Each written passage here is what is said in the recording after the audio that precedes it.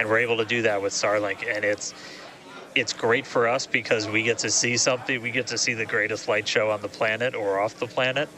But what it means for this program, we're able to learn tremendous amounts about our heat shield, our angle of attack, everything that we're doing as we're coming in through the atmosphere at hypersonic speeds. And it's, you can't just thank it enough. And also special shout out, you're going to see some additional flap camera views. We've got a really amazing team of avionics, cameras, electronics, software people who made all that possible. And so hopefully they're going to give us an even better show on the way in today as we're coming in at about 5 times the speed of sound. Yeah, those flaps, Dan, that you see there, that's what's helping. Starship is in a good attitude for entry, approaching the entry interface. And some good call-outs there, preparing for re-entry for Starship. And again, that's what Dan was mentioning, those flaps on the vehicle. And if you've been watching us for the last few minutes, you could see that the flaps were rotating around and helping orient the vehicle as it prepares for the beginning of re-entry today. Yeah, exactly. Re-entry will be enabled by that heat shield that you see on the bottom half. That heat shield is made up of 18,000 hexagonal ceramic tiles, and they are designed to insulate the vehicle during atmospheric entry. At that point in time, temperatures can be as high as 26,000 degrees Fahrenheit or about 1,400 degrees Celsius. The design itself also permits for rapid reuse with no refurbishment between the flights. And fun fact that I think is just incredible in terms of scale, but the heat shield alone on the ship has a total mass of 10.5 tons, which is crazy because these things are really lightweight. They're made out of ceramic. We have a couple of them here. The one that I'm holding is used on flat surfaces, as let's see if we go that way, because as it's flat.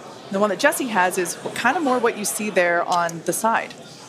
Yeah, exactly. And having these different shapes, the flat version and the curved version, allow us to cover a lot more of the surface area of the vehicle. Again, we need to protect every portion of it. So even those curved surfaces, and especially the hinge area, if you watch Flight 4, is really what we want to make sure that we protect. And yeah, Kate, these are very, very lightweight. But when you put 18,000 of them together, they add up to 10.5 tons, which is incredible. Now, we did mention earlier that the heat shield has been completely reworked. Starship has entered the atmosphere, remains on a nominal entry trajectory.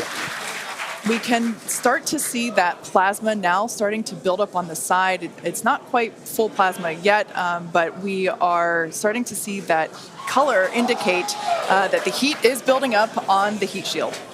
Yeah, this is such a cool sight to see because you really never really have gotten to see this live before Flight 4. Yeah. And as Kate mentioned, it's getting a little more red, as you can see there on your screen. That means that heat is building up, but that's exactly what these heat shield tiles are there for, is to protect against this plasma and this really, really extreme heat that the vehicle is going to see for about the next 10 more minutes or so. Yeah, so the ship will attempt to light the 3 center Raptor engines, and those are the engines that can gimbal or maneuver or point, and they do that to help flip the ship until the engines point down so that it can land using the Raptor's thrust in the ocean. So that will happen after we get through this re-entry period. Again, now starting to see, and we also might start to see the flaps actuate a little bit here as the vehicle controls its roll during re-entry. That was one of the main learning points from Flight 3, was the roll control didn't work quite as well as we wanted it to. We learned that we needed some redundancies, so we added more roll control thrusters, and we'll see those in action as well today, as that was a Flight 3 learning that worked better on Flight 4 and still enabling that same design today. Yeah. Starship has passed through 85 kilometers altitude. Flaps now have control of the vehicle. Great call out, as Kate mentioned, the flaps are controlling the attitude of the vehicle. And I love these views because it looks so calm everything is relative, right? So relative to this camera on the ship, it looks so calm and smooth, but the vehicle is traveling extremely fast. You can see the speed on the bottom right-hand corner of your screen. Starship is designed to land on Mars where there are no runways or other humans to help out. So we also want rapid reusability. So we're doing propulsive landing instead of a more traditional means like parachutes. And so we will use the engines on this vehicle to help slow the vehicle down for a vertical landing. Yeah. Now, entry is going to basically happen in 5 phases. The first is low drag, that lasts for about 3 minutes. Next is high heating, and beginning when heating increases above the heat rate breakup limit.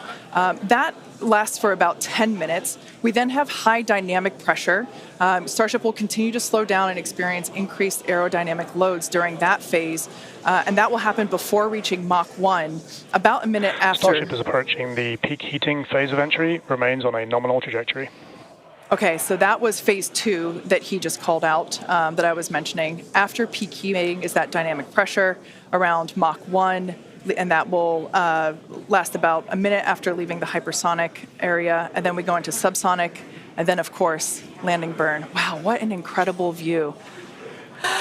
The colors are so amazing, and the colors actually also tell you a little bit about the temperature that the vehicle is seeing as well. So I think that's pretty cool that we get this amazing live visual.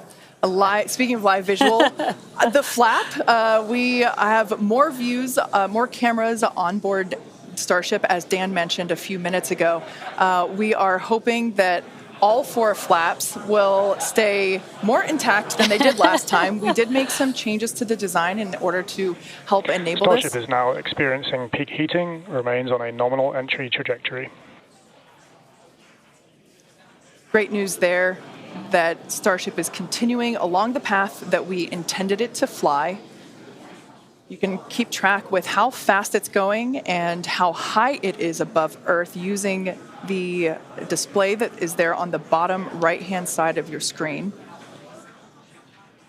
And guys, this is where we're really going to see a lot of those improvements from Flight 4 really come into action. Is you guys kind of talked about, so it's called the static arrow. Those are kind of the poke out points on the flaps. Those get exposed to some pretty extreme heat environments, and so we added some additional, basically made it a lot more robust for the thermal protection there. And we learned not just from visuals and stuff like that. We had those missing tile tests on Flight 4 where we intentionally left some out, kept in some backup layers. They're called ablatives, which means they just gradually melt away to help dissipate the heat. And we've got an entire layer of ablative underneath the tiles on this Starship today. So even if you get a gap in a tile or a tile is broken, anything like that, we've got essentially backup options. And what we're really trying to do today is do an on-target landing. As we lost the flaps, you lose a lot of your control, and so we didn't land right on target last flight. This time we're trying to really nail the target within just tens of meters. And that'll just be a really huge step on feeling like we're closer to bringing a ship back. Obviously, there's a lot of work before we get there, but we just caught a booster. We're going to start looking real soon at when we can catch a ship. So the view on your left is as a helicopter passes by Dan, bound at Starbase. The view on your left is a camera that's positioned near the nose of the ship, looking basically down toward the flap. The view on the right is looking perpendicular to the flap. So we're looking basically bird's eye view onto the flap on the left-hand side, and then a worm's eye view from the side with that view on the right. Yeah, sorry about that, guys. Maverick just buzzed the tower. He might be coming back, so. Now, these views brought to us by Starlink. It's incredible that we have this high-definition capability. In fact, that view on the left... Starship is now halfway through the peak heating phase of entry, remains on a good trajectory. So great news there, hearing that we're about halfway through the peak heating phase. Like I said earlier, this lasts roughly 10-ish minutes. And we did hear earlier that the flaps have control of the vehicle, so also good news there. It is incredible that we've basically had views the entire time. Right, yeah, thanks to Starlink. My memory did black out a little bit after booster catch, so I think we had views. But all through the coast phase, we had some beautiful views of planet Earth behind the ship as it was in its orbit. Yeah, and I also do want to point out on your right-hand screen, we've got a more encompassed view of the flap. As we watched in Flight 4, the hinge area was the area where we got a little bit of that burn through. This view, this new camera view on the ship, will help us be able to visually see more of what's happening in that area. And again, we have improved our heating tiles, and so hopefully we've protected the hinge a lot better this time. Landing chill has started. But again, these views are additional to the data that we get on these flight tests that help enable us kind of put the data that we get in the computer to the visuals that we see and try and align those and use that for improvements in the future. Now, we heard a call out there saying that engine chill has begun. This is an indication that we are starting to flow a little bit of the super cold liquid oxygen through the hardware, through the Raptor engine, specifically the turbo pumps, to help ensure that the hardware is at the right temperature before we give a full push, a full flow of propellant at engine startup. So all of that to say, we are getting closer to the landing burn. We definitely are. And again, if you look at the bottom right hand of your screen, you can see the altitude that the ship is, and it has been slowly making its way closer and closer to Earth. We're currently at about 63 kilometers from planet Earth, and you'll see that number trend lower and lower as we get closer and continue through this reentry. Yeah, this is going to go on for a little, actually a while longer. We have about 10 minutes or so, roughly, before we execute the landing, the ignition for the landing burn, starting with the landing flip. So we're making a controlled reentry. This is one of the primary objectives for Starship today, is to demonstrate another controlled reentry, even more controlled than what we saw on Flight 4. And so far, that is looking good.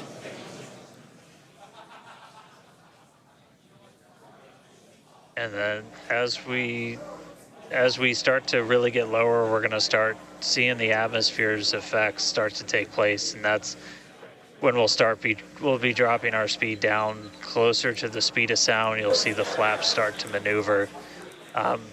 We were able to do a landing burn on Flight 4, which kind of caught all of us off guard. It was pretty incredible after seeing the flaps survive through. And we're going to try and do another one on this flight today. We tweaked it a little bit, so we're going to try and splash down at a little bit of a gentler angle this time, instead of just kind of hit the water and fall over. And the goal with that is try and keep the ship intact, and then if we're able to then get some additional video of it, again, that's just more data. And everything we can see, everything we can get extra, like a couple extra seconds or minutes of data coming from the ship after Starship has splashdown. passed through the peak heating phase of flight, approaching maximum entry dynamic pressure. All right, we're through peak heating. Coming up is basically max Q part 2, where we're going to hit kind of that part of the curve where we're still moving really fast and the atmosphere is just dense enough that we're feeling the most pressure, but hopefully we're going to start feeling a little bit less heat now.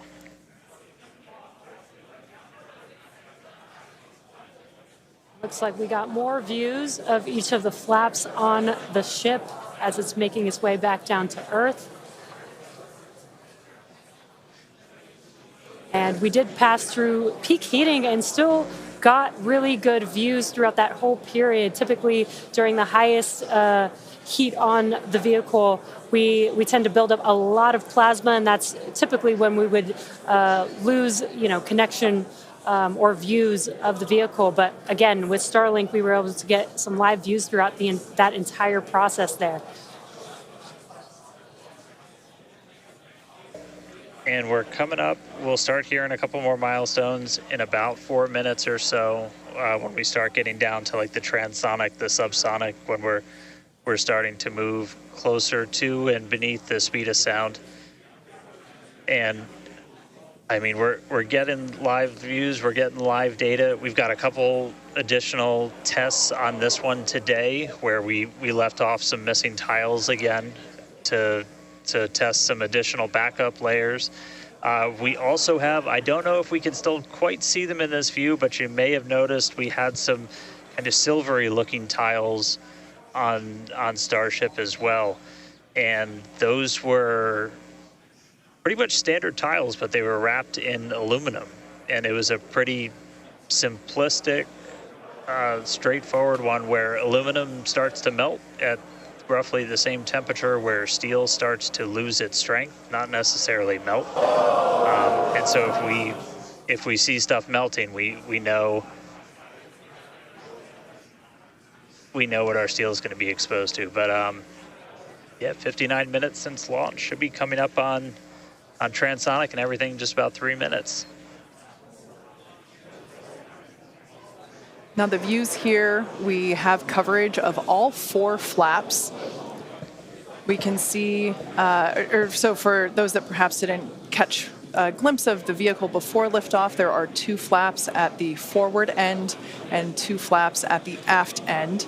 The larger camera view that is there on the right-hand side of your screen, that is a view of one of the aft end or the bottom end flaps. We can start to see some heat buildup and peeking through on one of the flaps there in the top left-hand corner of your screen.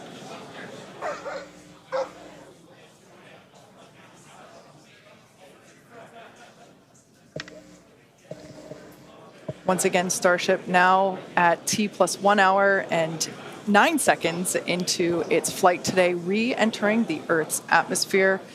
Currently about 45 kilometers above the surface of the Earth, now 44.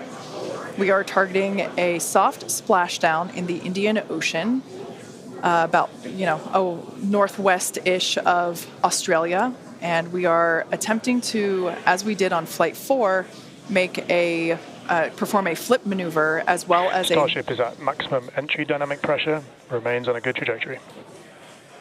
All right, so that is great news there. Like Dan said earlier, this is basically max Q part 2. So this is the greatest amount of aerodynamic loads that the vehicle will experience during its flight. It's coming back through the Earth's atmosphere. It was above the Earth's atmosphere in space where there was no friction. We can obviously see heat as evidence of that friction buildup. The atmosphere is actually helping to slow the vehicle down. If you're watching the telemetry in the bottom right-hand corner of your screen, you can see that speed decelerating rapidly.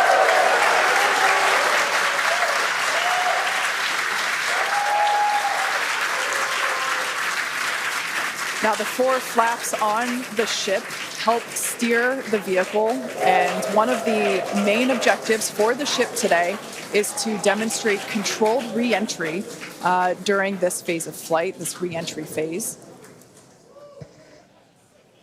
Yeah, and we have 6 engines on ship, but we only need 3 of them, the 3 sea-level engines.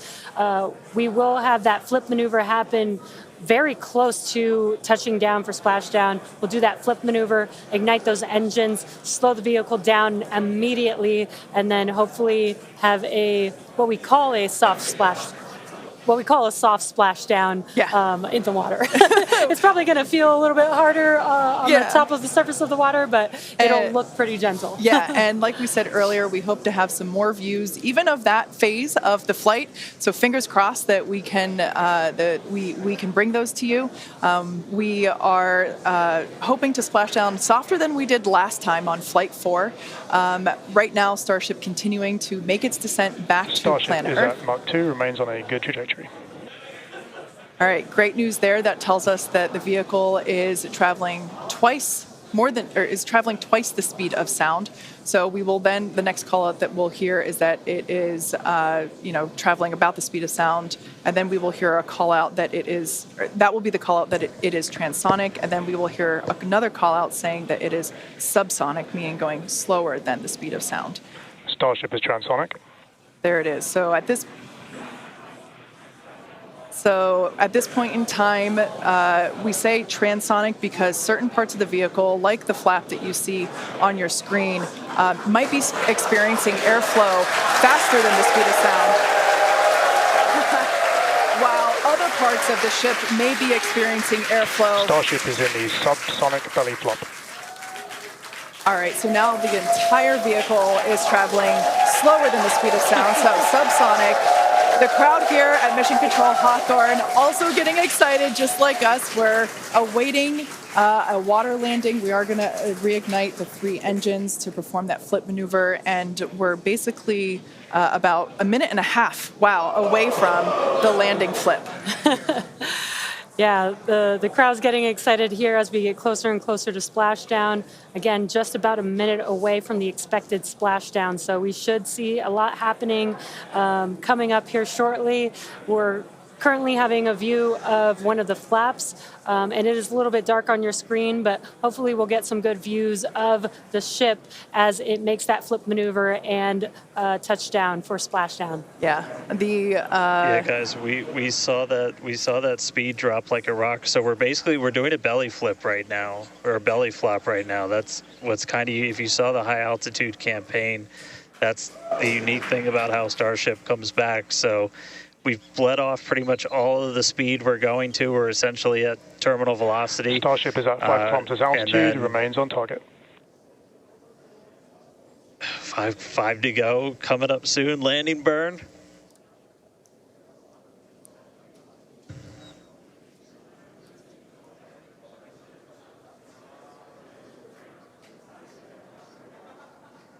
Two kilometers away. Starship is on target, approaching landing burn startup. So keep an eye on the bottom right-hand side of your screen as well. That will be the indicator when the Raptor engines ignite, if we are unable to see that illumination ourselves. Landing burn startup. What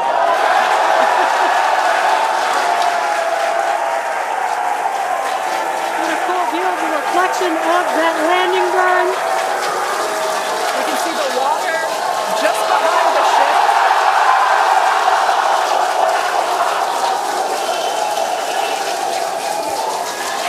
Starship has landed. An incredible view. I think it is safe to say we have a ship in the water. Touchdown! That is a live view from the ocean surface.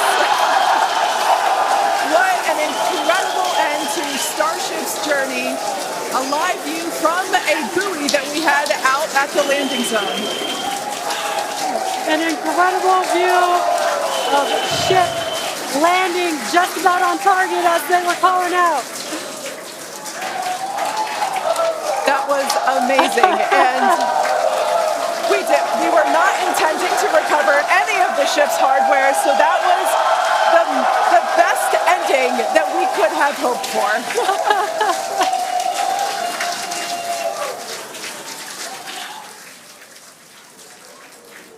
Man, I don't think we're going to be able to get a ton of extra video of the heat shield, but we hit the target. We hit the target. Yeah. I mean, we hit the target because we had these buoys placed in a pretty specific spot, so wow. What a day. I feel like that's what I get to say. What a day. I mean, everything started off today with that launch. We were able to lift off towards the end of our window, 7:25 a.m. Central Time. 33 out of 33 Raptors in the way uphill. Successful hot stage. Booster came back. We watched it come down right behind us. Watched it get caught. And that broke my brain for a while. I'm really happy we had coast for a bit, but First ever booster catch, major step on the way to rapid reusability, and ship just gave us one heck of a show, making it through a controlled reentry this time, flaps intact, made it down to the water. Hey, starships were meant to fly, and it sure as hell flew today, so let's get ready for the next one. Over to you guys.